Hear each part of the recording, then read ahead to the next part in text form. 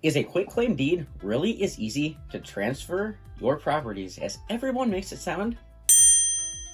Let me tell you, I recently moved one of my properties from my personal name into an LLC using a quitclaim deed.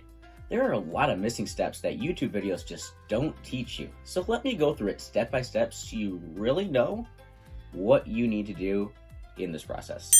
Also, if something's missing here, let me know.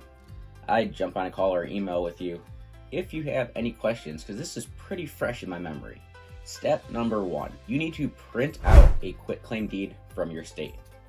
You can do a simple Google search and one of these documents will come up.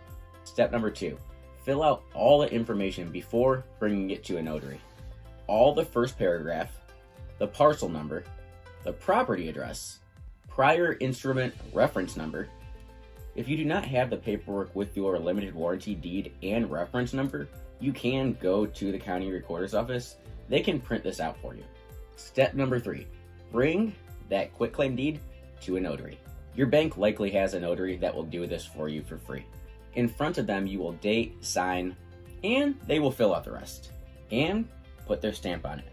Please make sure you understand what goes where, as some notaries don't really do this type of paperwork every day. I had a mishap where I had to bring the quitclaim deed back. My problem was I had a notary switch my name and theirs in the bottom paragraph. Therefore, that form was no good and I had to start all over, bring it back to the notary, and get that corrected. Also, on your limited warranty deed, somewhere you will need to write prepared by your name. If it is you, put your name. If not, put whoever's name prepared it. This can go multiple places on your quitclaim deed. After notarizing, bring it to your county's auditor's office. You will have to make 2 stops here. 1, to check your deed, then to your extremely expensive transfer fee. Mine was 50 cents. Yes, I seriously wrote a check for 50 cents. Then back down to the county recorder's office. After that deed has been transferred in the county auditor's office, they will record it and charge you accordingly. In my county, this was $34. Also, most recording offices and county auditors will only take cash or check, so keep that in mind.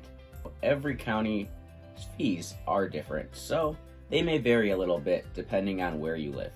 I hope this was helpful for you, and this is a channel all about the things that I am doing in my real estate journey. So stick around and you're going to learn a few things. I know I am. Catch you next time.